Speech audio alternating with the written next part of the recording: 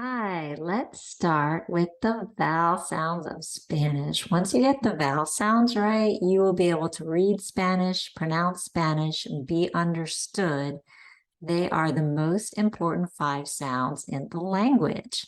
So let me share my screen with you because I have some examples here that I want to show you and pronounce with you. There are 5 vowel sounds. A, E, I, O, U. And I'm going to give you examples of each.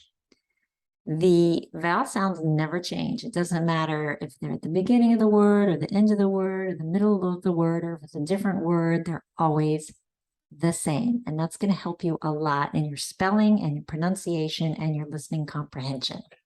So the A is pronounced A, like the A in father, except it's shorter. You don't drag it out. It's just A. Hasta, mañana, mamá. See you tomorrow, Mom. Repeat after me, please. Hasta, mañana, mamá. And this is kind of a funny sentence. It says the apple is orange, which it's probably not. But I chose these words because they have a lot of A's in them, and you'll notice that the sound is consistent throughout. La manzana es anaranjada. This is a really long word. It just means orange. Anaranjada. The A never changes. The E is pronounced E, as in they, but shorter. Repeat, please. Me, be, chévere, se, te, le, que, merece. The I is pronounced E, as in ski, but shorter. Mi, ti, silla, tortilla, distinto, principio. The O is like no, but shorter. No, lo, gomoso, coco, loco. And the U is like U, as in dude, but shorter. Cultura, dulzura, multa, nunca. So here's some práctica. I'm just saying the vowel sounds with the consonant in front so you can get used to moving your mouth in such a way as to produce those sounds. Repeat after me.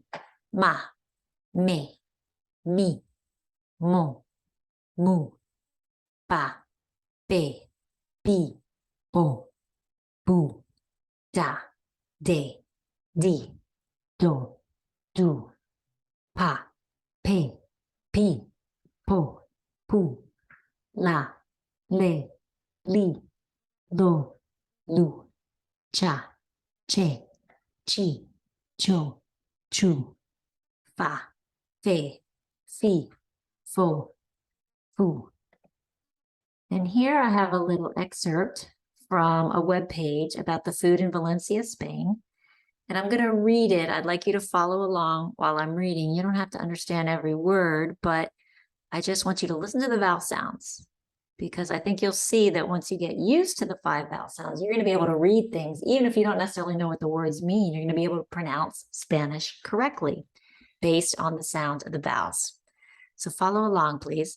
Valencia es mucho más que un destino vacacional en el que tomar el sol y comer paella, para que en vuestra próxima escapada a esta provincia seáis testigo de todas sus costumbres y tradiciones. Os detallamos cuáles son los productos y platos más típicos dentro de la gastronomía de Valencia. Aunque es inevitable hablar de arroz y paella, la cocina valenciana destaca por otros productos que seguro que has probado y que te encantan. La horchata elaborada con sus famosas chufas o las deliciosas naranjas autóctonas de esta provincia son 2 claros ejemplos de la fama y calidad de los productos o platos de la provincia de Valencia.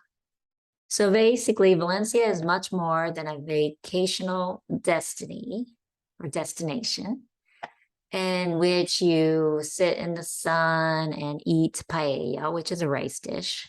In your next escape to this province, be a witness of all its customs and traditions.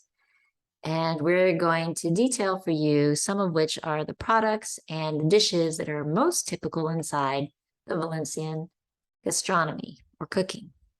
Although it's inevitable to speak about rice and paella, which is a rice dish, the Valencian cuisine highlights other products that surely you have tried and that you love. Horchata, which is like a rice drink, is elaborated with its famous chufas or delicious naranjas, the oranges, delicious oranges that come from this province. Those are two clear examples of the fame and quality of the products or dishes from this province.